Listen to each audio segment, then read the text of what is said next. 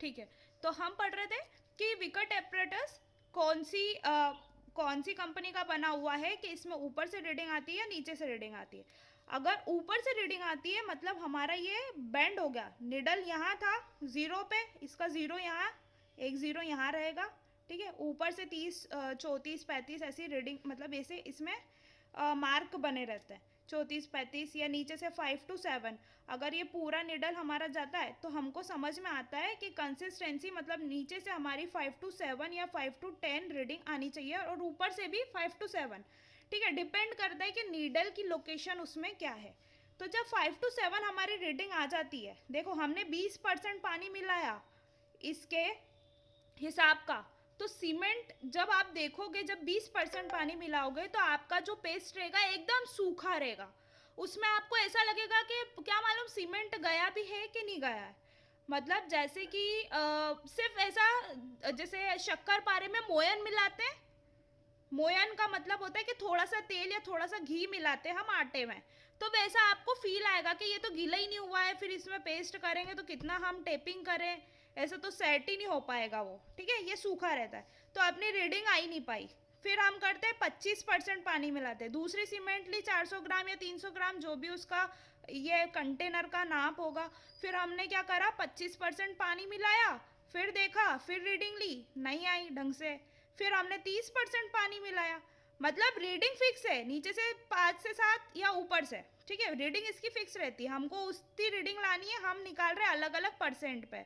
फिर हमने इसके इसके वेट का 30% मिलाया, 35% मिलाया, फिर 37% मिलाया, ऐसे अलग अलग हम परसेंट में पानी मिलाते जाएंगे और अलग अलग पेस्ट बनाते जाएंगे, फिर किसी भी पॉइंट पे हमारी रीडिंग आ जाती है, ठीक है। तो जैसे हमारी रीडिंग आई 35% पे, तो ये क्या हो गया हमारी कंसिस्टेंसी। कौन सी कंसिस्टेंसी, के फलानी सीमेंट जो आपने उपयोग में ली है उसकी कंसिस्टेंसी 35% है। आई क्या बात समझ में? कंसिस्टेंसी मतलब गाढ़ापन। अब ये कंसिस्टेंसी को हम उठा के ले गए यहाँ पर, सीमेंट की कंसिस्टेंसी, जब हम बना रहे हमारा कंक्रीट का मिक्सचर, तो अब हमने लिए 50 किलो सीमेंट, तो 50 किलो का 35%, क्योंकि इस सीमेंट के ऊपर हमने 400 ग्राम पे एक टेस्ट लगा लिया है, ठीक है, टेस्ट लगा लिया और उससे हमने कंसिस्टेंसी निकाल ली है। तो ये 35% पानी हम 50 किलो का, इसके हिसाब से 50 किलो ली, अगर 100 किलो रहती तो 100 किलो का 35% डालते, मतलब 100 किलो का 35% मतलब 35 किलो, है ना। अगर 50 किलो का हम 35% निकाल रहे हैं तो हम उतना पानी ये पूरे पेस्ट में डालेंगे, कौन सा, सीमेंट, सैंड और एग्रीगेट। आई बात समझ में? तो ये पानी हमारे सीमेंट के हिसाब से डलता है। अब आप ये पानी सीमेंट के हिसाब से डालोगे, और दूसरा अगर ये हमारी रेती, जिसको मैं बल्किंग ऑफ सैंड समझा रही थी, कि अगर हमारी गीली रेती इसमें हुई तो बहुत दिक्कत दे देगी, ऑलरेडी हम इसका पानी सीमेंट के हिसाब से मिलाएंगे, तो इसका जो वॉल्यूम की मैं बात बता रही थी, अभी ये 10 हमको वॉल्यूम चाहिए था, मगर हमारा वॉल्यूम कितना आया, 8 आया, तो क्या दिक्कत होगी कि हमको ये सैंड कितनी लेनी थी, 100 किलो, तो कितनी हो गई, सैंड कम हो गई, सैंड इस मिक्सचर में कम हो जाती है, मगर हमको ज़्यादा चाहिए, 100 किलो चाहिए, चलो इसको 100 बना देती हूँ, ये 100 किलो ली थी, मगर गीली रहती कितनी आई, सिर्फ मात्र 80 किलो, है ना। तो यहाँ पे 100 किलो की जगह 80 किलो हो जाती, तो क्या हो गया, वॉल्यूम ज़्यादा हो रहा है मगर हमारी रेती कम हो जा रही है। अगर हम 2 तगाड़ी रेती ले रहे हैं तो उसमें क्या हो रहा है, हमारी कम रेती आ रही है। समझ में आई? ये मैंने तगाड़ियों से समझाया था, 1:2:4। समझ में आ रहा है या एक बार फिर से रिपीट करती हूँ? आया समझ में या करूँ रिपीट? यस मैम, आ गया मैम, आ गया मैम। मिक्सचर वाला पार्ट थोड़ा सा, ठीक है, एक सेकंड आप रुकिए। कंसिस्टेंसी।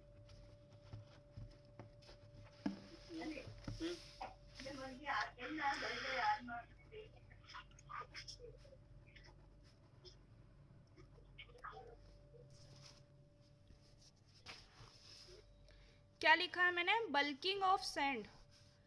बल्क का मतलब होता है भरा, बड़ा, ज्यादा, ठीक है। बल्किंग ऑफ सैंड, सैंड क्या है हमारा, फाइन एग्रीगेट।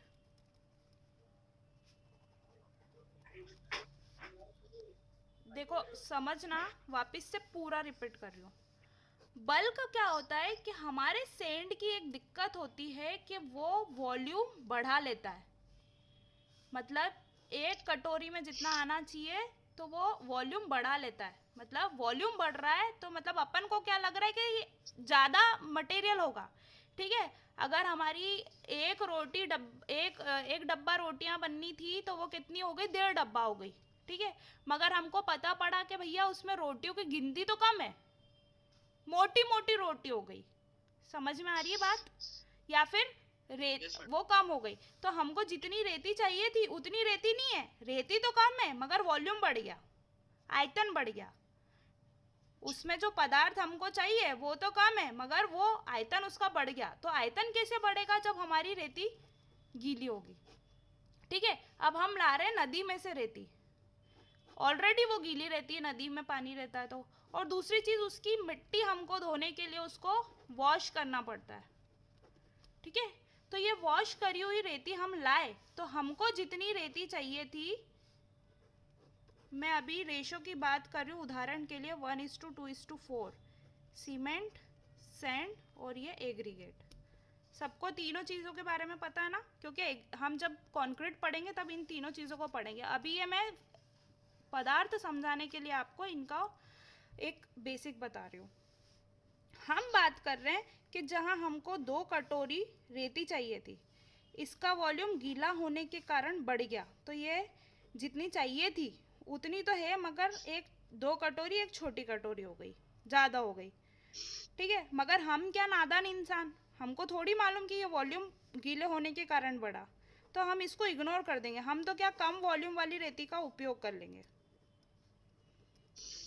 ठीक है, मगर हुआ क्या, जितना हमको रेती चाहिए थी उतनी नहीं है, कम रेती है ये। समझ में आ रही है? और कम क्यों है, क्योंकि रेती के जो पार्टिकल है उन्होंने बीच में आपस में पानी की लेयर लगा रखी है। समझ में आ रही है क्या बात?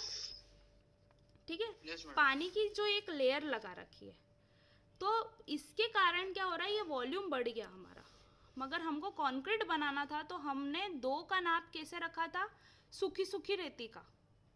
ठीक है, गीली रेती का नहीं। ये ऑलरेडी गीली है और हम गीली मात्रा में अगर इसको यूज़ करते हैं तो क्या होगा, जब हम कोई कॉलम भरेंगे। ठीक है, ये कॉलम होता है ऐसा 3D में, अगर हम कोई कॉलम भरेंगे तो ये कैसा रह जाएगा, सूखने के बाद बीच में इसमें एयर इंटरप्ट रह जाएंगे, मतलब ये थोड़ा सा पोरस रह जाएगा। और कोई सी भी चीज़ पोरस रहती तो इसमें दिक्कत पड़ती है, हमारे स्ट्रक्चर में दिक्कत पड़ती है। छेद पूर्ण नहीं होना चाहिए, पूरी डेंस होना चाहिए। ठीक है, घनत्व वाली होनी चाहिए, ठोस होनी चाहिए, कठोर होनी चाहिए। ठीक है, इतनी सारी बातें आपको समझ में आ रही है। दिक्कतें ये नहीं होगी तो ये हमारा क्या होगा, वीक होगा। ठीक है, अब बात कर रहे थे हम,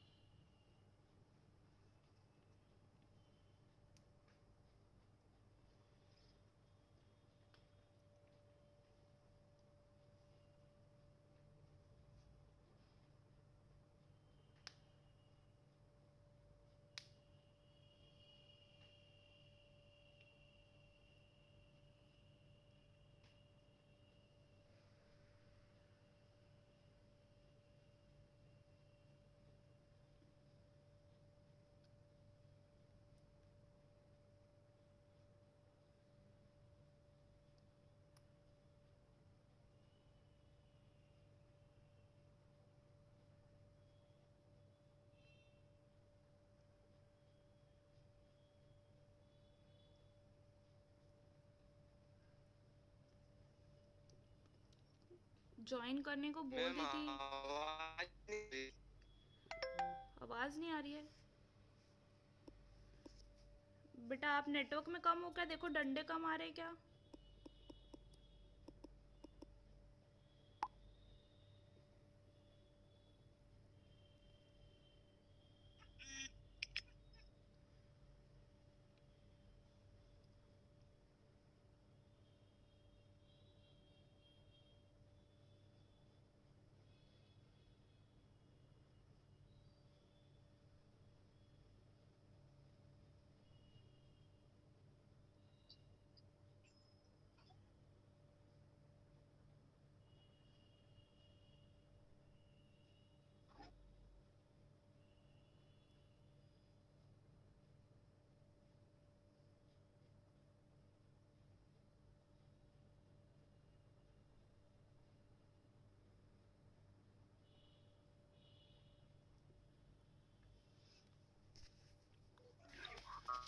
तो कारण ये होता है बल्किंग ऑफ सैंड में क्या, पानी के एंटर होने के कारण इसके आयतन में वृद्धि हो जाती है। मगर हम जब कंक्रीट बनाते हैं तो हमारा पूरा कंक्रीट का रेशो डिपेंड होता है उसके आयतन पे, ठीक है, उसके रेशो पे। और सीमेंट के पानी की जो बात थी, सक्षम का डाउट था कि सीमेंट में भी पानी मिलाएंगे तब क्या होगा। और तो जब हम माल बनाने में जो पानी मिलाते हैं तो वो पानी होता है हमारा सीमेंट की कंसिस्टेंसी के हिसाब से। सीमेंट की कंसिस्टेंसी क्या होती है, जब हम एक सीमेंट कोई सा भी सीमेंट का सैंपल लेंगे, हमारा विकेट एपरेटस में सीमेंट फिल करेंगे और जिस भी विकेट एपरेटस में हमारी रीडिंग प्रॉपर आ जाती है तो उसको हम बोल देते हैं कंसिस्टेंसी ऑफ सीमेंट, ठीक है, कंसिस्टेंसी ऑफ सीमेंट बोल देते हैं। मतलब कोई भी उदाहरण के लिए हमारी कंसिस्टेंसी, जो सीमेंट हमको कंक्रीट बनाने में जो सीमेंट की कंसिस्टेंसी आई है 35%, 35% मतलब उसके वजन के 35%। 100 किलो अगर सीमेंट हम ले रहे हैं, 100 किलो सीमेंट, 200 किलो क्या ले रहे हैं, सैंड, और 400 किलो हमने लिया एग्रीगेट, तो सीमेंट की कंसिस्टेंसी 35% पे आई। तो कितने किलो हमने सीमेंट लिया है, 35 किलो।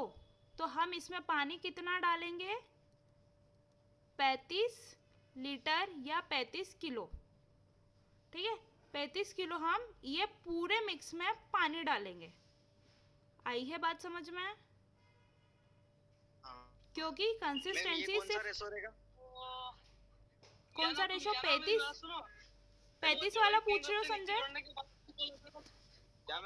क्या पूछ रहे हो? मतलब कौन सा वाला रेशो रहेगा, जैसे 1:1 ये जब हम कंक्रीट पढ़ेंगे तो इसके बारे में मैं पूरा बताऊंगी। ये अलग अलग रेशो होते हैं, M25, M30 ऐसे रेशो होते हैं। ये अभी हमने कंक्रीट नहीं पढ़ा ना, अभी मैं मटेरियल पढ़ा रही हूँ, मतलब ये एग्रीगेट के बारे में और सैंड के बारे में पढ़ा रही हूँ। फिर हम अगला पढ़ेंगे सीमेंट के बारे में।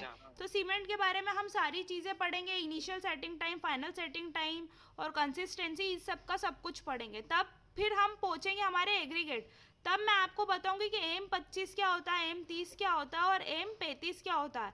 ये कुछ नहीं होता है, बस इस रेशो में जो चेंज करके हम बनाते हैं तो ये M25, 30 या 35 ऐसा होता है। M20 भी होता है। आजकल हम ये M20, M25 को यूज़ नहीं करते।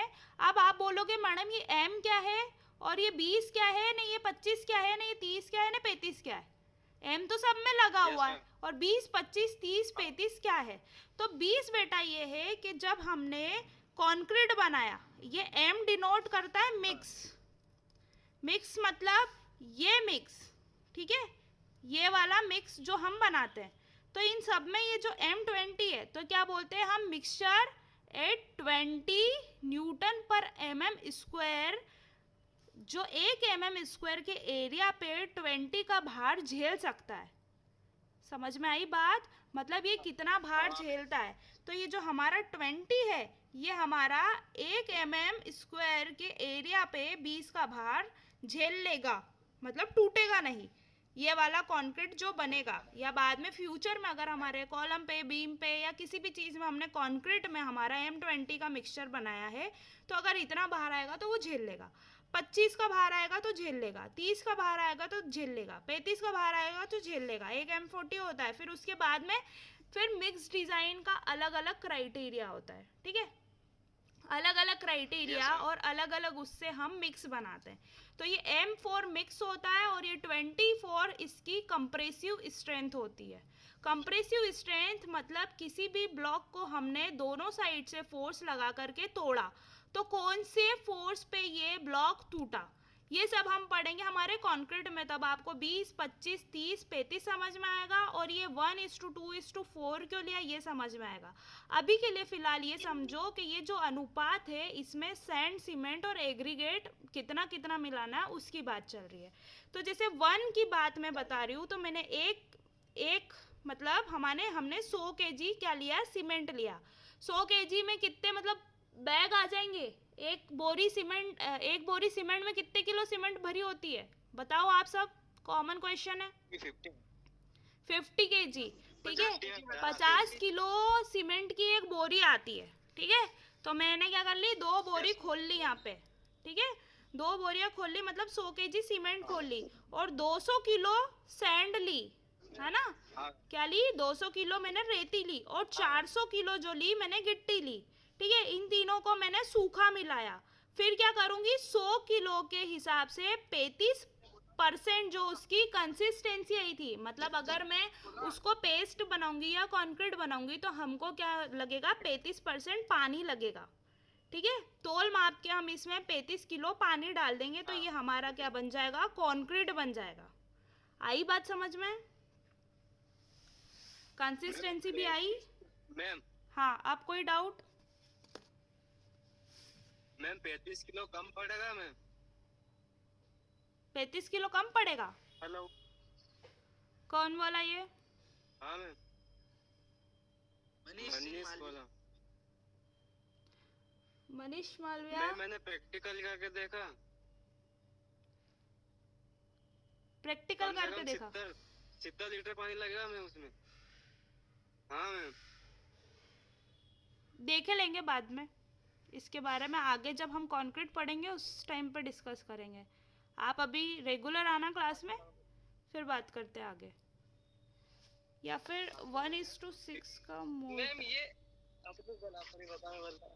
हाँ मैम रुको, एक्चुअली क्या होता है कि ये जो बता रहा है वो बहुत लिक्विड वाला है। ये एक्चुअली क्या है, मिस्त्रियों के साथ जो काम करते हैं ना वो लोग बहुत ज्यादा लेते हैं पेट्रोल, वो पानी, और वो क्या वर्केबिलिटी को कम कर देगा। 35 किलो राइट है अगर एक अच्छी स्ट्रेंथ गेन करना हो तो। अगर ज्यादा मैं वही बोल रही हूँ, जब ये कंक्रीट में पढ़ाऊंगी बेटा, मैं जब कंक्रीट पढ़ाऊंगी तब आपको इसके बारे में बताऊंगी। एक होता है वर्केबिलिटी, और एक होता है सेग्रीगेशन, और एक होता है ब्लीडिंग। ठीक है, ये सारी चीज़ें हमारी होती है कंक्रीट के अंदर। जो मिस्त्री काम करते हैं ना, आप जो बोले वो सही बोल रहे हो, जो मिस्त्री काम करते हैं उनको ये तोल माप से कोई मतलब नहीं रहता है। ठीक है, इसी कारण हम फैक्टर ऑफ सेफ्टी लेते हैं। ठीक है, क्योंकि ये मिस्त्री लोग रहते हैं बहुत शाणे रहते हैं, इनको कोई मतलब नहीं है कि हमारा गाढ़ा कंक्रीट बन रहा है कि नहीं बन रहा है। गाढ़ा बनेगा तो क्या करना पड़ेगी, उसको टैपिंग करना पड़ेगी, वाइब्रेशन मशीन ला करके उसको सेट करना पड़ेगा। क्यों करना पड़ेगा, क्योंकि हमको उसके एयर बबल निकालने हैं। ठीक है, आई बात समझ में, क्यों ये काम से उनको बचना रहता है। वो लोग तो क्या करते हैं, बस पाइप चालू करा और पानी डाल दिया। ठीक है, उनको कोई मतलब नहीं है कि ये वर्केबिलिटी M20 क्या होता है, M25, 30, 35 क्या होता है, उनको उससे कोई मतलब नहीं है। वो थोड़ी कोई तुम्हारे जैसे डिप्लोमा करके प्रैक्टिकल करके आते हैं। ठीक है, वो क्या करेंगे, उनको उनके हिसाब से कि माल मिक्स करने में, बैचिंग करने में उनको आसानी हो। ठीक है, उनको रेती फावड़ा गेती फावड़ा वो उठाएंगे, 2 बार चलाएंगे। हालांकि 2 बार में कोई सा भी माल मिक्स नहीं होता है। अगर हम जब लेबोरेटरी में करते हैं तो हमको उसमें बेचिंग प्रॉपरली करनी पड़ती है और मिक्सिंग भी प्रॉपरली करनी पड़ती है। जब आप प्रैक्टिकल करोगे तो आप इस बात को जानोगे, और जब आप साइट पे जाओगे तो आपके पूरे परखच्चे उड़ जाएंगे। क्यों उड़ जाएंगे, क्योंकि आप देखोगे उसने तो बस अपने हिसाब से सीमेंट की बोरी खोल ली, कोई 2 बोरी नहीं, कोई तोल माप नहीं, और सिर्फ उसने क्या रेती की तगारियां डाल दी, गिट्टी की तगारियां डाल दी, और उसने पाइप चालू करा और वो भूल गया फोन पे बात करता करता। आई बात समझ में, ये काम होता है। और जो मजदूर लोग रहते हैं वो जो हमारा कंक्रीट बनाते हैं बिल्कुल तरल बनाते हैं। ठीक है, तरल कैसा, ताकि वो तगाड़ी में भी अच्छे से भरा जाए, और जब वो हमारे कॉलम के अंदर फील करते हैं तो उनको टेम्पिंग प्रॉपर नहीं करते हैं। ठीक है, बस कॉलम फील होता जाएगा और माल कैसा तरल रहेगा तो जल्दी जल्दी इसके अंदर भर जाएगा। आ रही है बात समझ में, डाउट क्लियर हुआ? ये 30, 70 और ये सब, क्योंकि सूखा कंक्रीट उनको मिलाने में ज़्यादा मशक्कत लगती है, वो होते हैं आलसी। मगर हमारी जो स्ट्रेंथ हम इसके हिसाब से चाहते हैं वो हमको नहीं मिल पाती है। तो हम क्या है, हिंदुस्तानी, और हम अवगत है हमारे के मिस्त्री या मजदूर हमको कैसे मिलेंगे। इस कारण से हम क्या वो शाणे फैक्टर ऑफ सेफ्टी लेके चलते हैं। फैक्टर ऑफ सेफ्टी अगर हमारा लिमिट स्टेट की बात करते हैं तो हम उसको 1.5 गुना मजबूत बनाते हैं। वर्किंग स्ट्रेस की बात करते हैं तो हम जो भी स्ट्रक्चर बनाते हैं तो उसको 3 गुना मजबूत बनाते हैं। तो ये सारी चीजें क्या होती है, इग्नोर हो जाती है। हाँ डाउट था एक। हाँ जी, एक डाउट था, मैं पूछ रहा था मैडम। हाँ हाँ, कि जैसे वाटर आपकी आवाज कट सीमेंट रही पे है, डिपेंड करेगा कि सैंड और एग्रीगेट पे भी डिपेंड करेगा? आपकी आवाज कट रही है। जो जो वाटर है, वो जो सीमेंट वाटर का जो कंटेंट रहेगा इसमें, मतलब जो पेस्ट बना रहा है वो सीमेंट पे ही डिपेंड करेगा कि एक गिट्टी और रेत के भी कुछ मेनली तो क्या होता है कंजर्व कि करता है वाटर? नहीं नहीं नहीं नहीं, हमारा एग्रीगेट जो होता है वो नॉन पोरस होता है। मतलब जो हमारी गिट्टी रहती है वो पोरस नेचर की नहीं होती है, मतलब उसमें ब्रिक जैसी कोई चीज़ नहीं रहती कि वो एब्जॉर्ब करे। ठीक है, तो हमारा एग्रीगेट पे तो कुछ चीज़ डिपेंड नहीं करेगी, क्योंकि इसमें क्या है, जो एग्रीगेट गिट्टी का जो हम पार्टिकल रह रहे हैं इसमें छेद नहीं है, तो ये वाटर का कंजप्शन नहीं करेंगे, ये एब्जॉर्ब नहीं करेंगे। दूसरी चीज़ बात करते हैं हम रेती की। तो रेती में मैंने अभी बताया कि बल्किंग ऑफ सैंड, अगर रेती गीली है तो हमारे लिए नुकसानदायक है। रेती एब्जॉर्ब नहीं करेगी मगर क्या करेगी, वॉल्यूम बढ़ा लेगी। अगर मैं इस बॉटल में रेती भरती हूँ तो क्या होगा, अगर गीली रेती रहेगी तो वो वॉल्यूम बढ़ा लेगी। क्यों बढ़ा लेगी, क्योंकि उसके पार्टिकल दूर दूर हो जाएंगे। मानते हो, वो कैसे इंटरलॉकिंग नहीं रहेंगे, एक दूसरे को जोड़े हुए नहीं रखेंगे। तो हमारा जो एग्रीगेट और सैंड है इसमें वाटर का कोई रोल नहीं है, क्योंकि इन दोनों को जोड़ने के लिए बीच में हम सीमेंट का यूज़ कर रहे हैं। आई बात समझ में, ताकि हम जो ये गिट्टी है हमारी ऐसी जमी हुई है इसमें आकर के रेती फिक्स हो जाए और रेती के बीच में क्या आ जाए, सीमेंट आ जाए। अगर हम कोई सी भी कॉन्क्रीटिंग करें तो सीमेंट कब घुसेगी, जब उसकी कंसिस्टेंसी प्रॉपर रहेगी, तो वो गिट्टी को रेती को तीनों को जोड़ के रखेगी। सीमेंट का सिर्फ इतना पर्पस होता है कि इन चीज़ों को जोड़ के रखे। अदरवाइज हम गिट्टी का उपयोग क्यों कर रहे हैं, क्योंकि हमारा स्टोन तो सबसे ज़्यादा मजबूत रहता है, उसमें ज़्यादा कोई सीमेंट वीमेंट का प्रॉब्लम नहीं रहता, लोड बियरिंग कैपेसिटी भी अच्छी रहती है और काफ़ी मजबूत रहता है, कठोर रहता है, ड्यूरेबल रहता है, सब कुछ रहता है। मगर क्या रहता है भैया, पैसे में ज़्यादा रहता है। तो हम क्या कर रहे हैं, उसका छोटा फॉर्म यूज़ कर रहे हैं। तो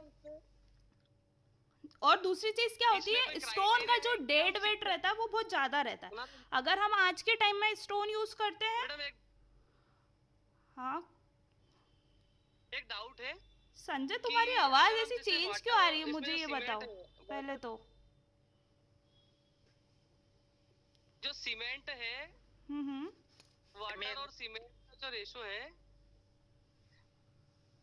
हेलो, हाँ मैं सुन पा रही हूँ, बोलो।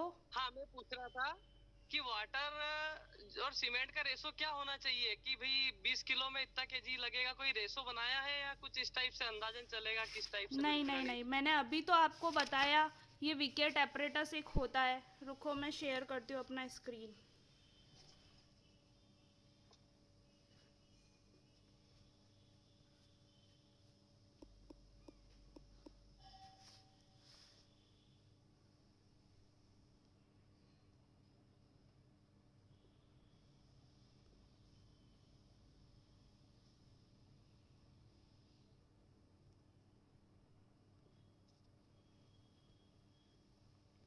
ये दिख रहा है आपको, सभी को दिख रहा है विकेट एपरेटस? पेनिट्रेशन के लिए रहता है ना? हाँ, पेनिट्रेशन मतलब घुसाना। तो क्या, प्लंजर घुसा लो, निडल घुसा लो, इनिशियल सेटिंग टाइम निकाल लो, फाइनल सेटिंग टाइम निकाल लो और कंसिस्टेंसी निकाल लो। इनिशियल सेटिंग टाइम क्या होता है कि हमने मिक्स तो बना लिया, मगर वो क्या होता है, इनिशियली जल्दी से सेट नहीं हो जाए, जहाँ पे बनाया है जिस जगह पे वहाँ पे सेट नहीं हो और उसके पहले हम कॉलम में भर दें, या किसी भी हमारा जो स्ट्रक्चर बना रहा है उसमें भर दें। तो इसलिए हम निकालते हैं इनिशियल सेटिंग टाइम, जो ऑलमोस्ट या अप्रोक्स सारी सीमेंट का 30 मिनट से स्टार्ट होता है। इसका मतलब ये होता है, उदाहरण के लिए बता रही हूँ, हर सीमेंट का अलग अलग होता है, मगर मैं 30 मिनट से बता रही हूँ। इसका मतलब ये है कि जब हमने उसमें मिक्सिंग कर दिया उसके बाद 30 मिनट के अंदर तक हमको उसको स्ट्रक्चर में भरना है, तरापे जो लगाए जहाँ पे हमको कॉन्क्रीटिंग करनी है वहाँ पे भरना है। ठीक है, तो इनिशियल सेटिंग टाइम क्यों निकालते हैं, कि ताकि ऐसा नहीं हो कि हमारा फ़ोन आ जाए, हम बात करने में लग जाए और भूल जाए। तो इनिशियल सेटिंग टाइम निकल गया, मतलब कॉन्क्रीट जहाँ पे बना है जिस जगह पर, वहीं पे सेट होना स्टार्ट हो जाता है। ठीक है, फाइनल सेटिंग टाइम हम इसलिए निकालते हैं कि हमारा फाइनली वो अपने रूप, अपने जगह पे जहाँ पर उसको कड़क होना है या कठोर होना है या अपना आकार लेना है, तब तक वो कितने टाइम में फाइनली सेट हो जाएगा। इसलिए हम निकालते हैं कि सीमेंट का फाइनल सेटिंग टाइम कितना होता है। और सबसे पहले निकालते हैं हम कंसिस्टेंसी। ये पेनिट्रेशन टेस्ट होता है। पेनिट्रेशन मतलब निडल का अंदर घुसना और निकलना। ठीक है, पेनिट्रेशन कुछ भी चीज़ होती है तो हम उसको डिनोट करते हैं, निडल अंदर जा रही है या बाहर रुक रही है या किस तरह से। ठीक है, ये एपरेटस जो मैं दिखा रही हूँ आपको, ये है विकेट एपरेटस। ठीक है, इससे हम कंसिस्टेंसी निकालते। कंसिस्टेंसी क्या होती है कि सीमेंट में पानी कितना डालें। ठीक है, जो मैंने बताया कि आटा गूंथना है हमको, तो ज़्यादा पानी डाल देंगे तो भैया बह के निकल जाएगा, और कम पानी डालेंगे तो रोटियां नहीं बनेगी, मतलब वर्केबल नहीं रहेगा। ठीक है, आ रही है बात समझ में? वर्केबिलिटी मतलब ईज ऑफ वर्क, काम करने में सुविधा। ठीक है, मगर वर्केबिलिटी के कारण हम इतना पानी नहीं, बहुत सारे लोगों की आदत होती है कि आटा गीला कर लेते ताकि रोटी फटफट जल्दी जल्दी बनती है, मगर क्या होता है जब वो सीखती है अपना जो सही काम करती है वो सीख नहीं पाती है। इस कारण ऐसा ही उदाहरण हमारे पूरे सीमेंट के साथ भी होता है या फिर हमारे कंक्रीट के साथ भी होता है। अगर हमने पानी ज़्यादा मिला लिया, मतलब काम करने में आसानी हुई, जैसे ही मनीष बोला कि पानी डबल डाल दिया, भैया पानी डबल डाल दोगे तो काम करने में आसानी रहेगा क्योंकि कंक्रीट तरल पदार्थ में हो जाएगा, तो फटफट जल्दी से अपना भरा गया, सेट हो भरा गया, उसको प्रॉपर हमने भर दिया जहाँ पर भरना था। ठीक है, मगर क्या हुआ उसकी स्ट्रेंथ में दिक्कत आने लग जाती है। और दूसरी चीज़, अगर पानी कम मिलाया है, ठीक है, पानी कम मिलाया है तो क्या प्रॉब्लम आएगी? सेग्रीगेशन हो जाएगा। सेग्रीगेशन मतलब हमारी गिट्टी अलग चलेगी, रेती अलग चलेगी और सीमेंट अलग चलेगी, इन तीनों में कोई सामंजस्य नहीं बैठेगा। तो हम कितना पानी डालें कि हमारा सीमेंट भी अपना सही काम निभाए, सीमेंट भी खुश रहे और हमारा सैंड और एग्रीगेट भी खुश रहे, तीनों में आपसी रजामंदी बनी रहे। तो हम कितना पानी डालें, कितना पानी डालें, ये किससे निकलता है? ये हमारे विकेट एपरेटस के कंसिस्टेंसी टेस्ट से निकलता है। आई बात समझ में? हुआ डाउट क्लियर? ठीक है, और कोई डाउट? आज की क्लास बस इतनी ही लगाएंगे। अब आगे जो